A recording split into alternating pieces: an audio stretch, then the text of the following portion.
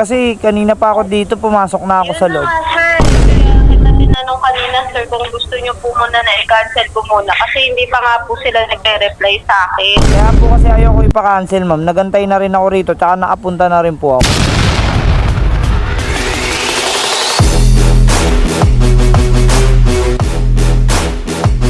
Alright, good morning mga katulala, no? Bali may biyahe na pala tayo. Pupunta tayo ngayon ng Muntinlupa tsaka Imus, Cavite.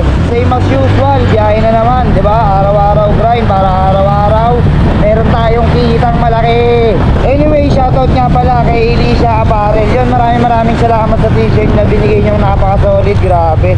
Sobrang fit na fit sa akin, sobrang ganda, sobrang na-appreciate ko. Yun, maraming salamat Elisha Apparel. Sana may susunod pang parating. Yun, may solid katulala tayo rito.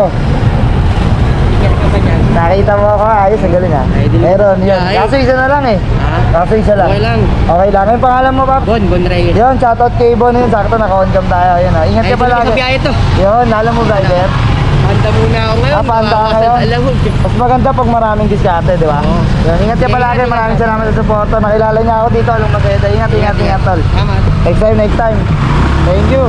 So yun, sakto naman may nakakilala sa atin. Dahil dyan, mas lalo tayo sisipagan bumiyahe. So yun, mga katulala, balihatid na kagad natin to. Let's go! Yun, nandito na tayo sa Daang Hari, mga katulala, no? Isa sa mga kinakainan ko rin dyan, yung sa gilid-gilid na yan. So, bali, natagalan tayo. Mahigit 1 oras kalahati tayo bumakbak kasi sobrang traffic sa service road. Grabe. Pero ganun pa man, bakbakin na kagad natin to para ma-drop pa natin yung Imus, Cavite. So yan, samahan nyo na mga katulala. Let's go! Pwede po magtanong, pwede po kayo Ano yan? deliver ng mating po. Bayad na yan? Hindi pa po. Magkano yan? 3,250. 3 to 50. 3 to 50. Sige po. Okay po. Yun, na-drop na natin mga katulala. Tapos sunod na natin yung Imus, Cavite para mabilis tayo makapag-drop at makapananghalian pa tayo kahit pa paano. Magkano po yung gate fee? 5 pesos. Walang discount, sir. Alam mo, rider naman po eh. Hindi nyo na kailangan ticket, sir, no? Hindi na kailangan yung ticket. Okay, salamat, sir. Ayos. Tara tayong Imus mga katulala. Let's go! Bali, sisend daw po ito sa Gcash. Pero kuya lang, okay lang yun. Check ko dito. Oh? Sige pa, tanggal. Salamat. Thank you na lang po rito, mga. Thank you po. Yun mga katulala, na-drop na natin. Antay muna tayo ng booking. Yes po. Hello po, sa lalamog po ito, ano pong pipick uping item? Pintura lang po, 1 kilo lang po yun. 1 kilo, maliit lang yung lagayan niya, no? Yes po, maliit lang po. Okay, punta na po ako, ma'am. Okay po, salamat po. Bye-bye. Salamat din po. Ayos, nakakuha kagad tayo ng booking papuntang Pasay, mga katulala, no? Yun, oh, malapit lang, dito lang din sa Daang Hari yung pick up, puntahan na kagad natin. Pops, salaglag yung helmet mo. Kaya boss? Pick up daw po ng pintura. 1 kilo lang. Number sir, ringin mo yung receipt number. Receipt number. Tawagan ko na lang po muna. Salamat. Hello, ma'am. Yes po. Nandito na po ako sa gate. Bali, hiningi po ni guard yung receipt number. Ito po. Saglit lang po. Isa po. Okay po, sige po. Ite-text na raw, ite-text. Hello, ma'am. Yes po. Yung sinend nyo po, hindi daw po yun. Receipt number daw po, yung 4 na number. Wait lang po Sir, anong po bang 4 na number? Yung 4 na number ma'am sa uli. Yung 4 na number daw po sa uli. Sige po, wait lang po. I-message ko po sila. Thank Okay you po. Salamat po, bye-bye. Hello? Hello po. 3193 po. Ano? Hindi po yun ma'am. Nagsimula po yun ma'am sa 21 or 20. Sige po, salamat. Antayin ko na lang, ma'am. Ako, salamat po. Okay po. Kasi, naman yung booking, oh. Ah, Baka abutin ako 1 oras, di rin sinasagot yung tawag, eh. anong gagawin natin? Kaso ito na lang po papakita ko. Kanina pa kasi ako dito, eh. Ito na lang, no? Ah, Tsaka ito. Opo. Sige po, pasok natin. Pangatlong gate. Okay po, salamat po.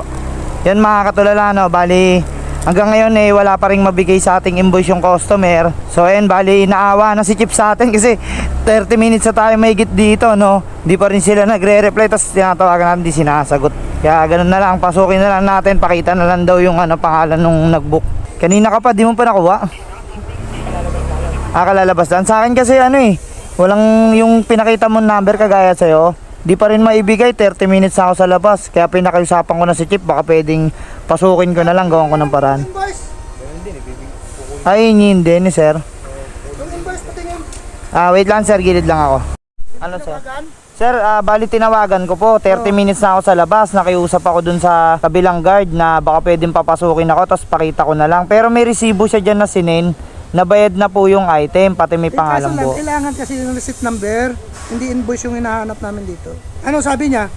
Tinatawagan ko po, di na po sinasagot, kanina sinasagot. Pero sure naman po yan kasi company naman po ang nag-book eh. Tawagan ko na lang po ulit. Ang masama kasi, hanapin pa nila yung kwan yan, yung receipt number. Apo. Ganon din pala, no? Kahit pumasok din pala ako, di ko rin pala makukuha yung item. Hindi mo pala makuha yan. Baka butin na ako ng Pasko sa labas, di ko pa napipick up yung item. Hello po? Hello po. Ma'am, hindi pa po ba na-send? Kasi kanina pa ako dito, pumasok na ako sa Yun loob. na nga, sir. Kaya nga po kasi kaya kita tinanong kanina, sir, kung gusto nyo po muna na i-cancel ko muna. Kasi hindi pa nga po sila nagre-reply sa akin. Kasi na po, wala pa rin daw po. Kanina pa rin po ako nagpa-follow up sa kanila. Kaya po kasi ayoko ipa-cancel, ma'am. Nagantay na rin ako rito, tsaka nakapunta na rin po ako.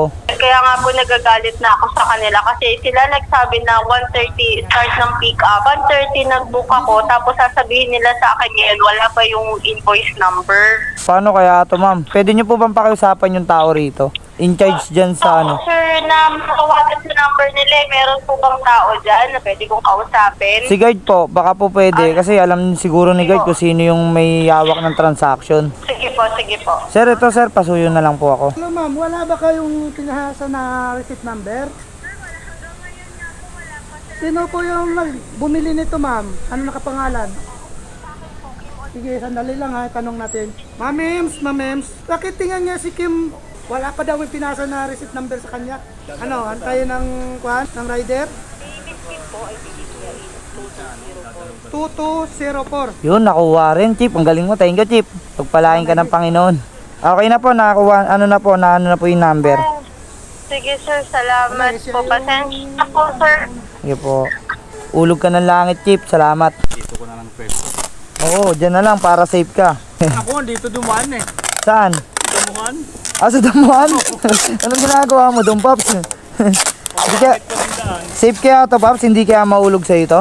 O, ingat ka na lang, ha? Na kumita, baka mag-abono pa tayo, ano? Parang lumulubog yung ano. Pwede na yan? O, sige. Yung cellphone mo. After all, sa wakas, nakuha na rin. Ito na po ba yun? Magaan lang pala to, eh. Pangalan niyo po, sir. JJ Pogi. Hindi, joke lang yung Pogi. JJ? Pirma na lang. Yun. Thank you, boss. Na-pick up din natin sa wakas after all. Ay, grabe. Hanap na kagad tayong kasabay. Sayang naman yung oras natin. Hello po. Opo, salala mo po ito. Ano pong pipick uping item? Bag po. Marami po ba yon? Isa lang. Sige po, puntahan ko na po agad, ma'am. Thank you po. Thank you po. Sige po, bye-bye. Ayos, buti na lang. Di pa tayo nakakalabas. Nakakuha na kagad tayo ng kasabay, no? Chip, thank you, Chip. Love you. Ulog ka ng langit. Kala ko malaking bag, maliit lang pala to.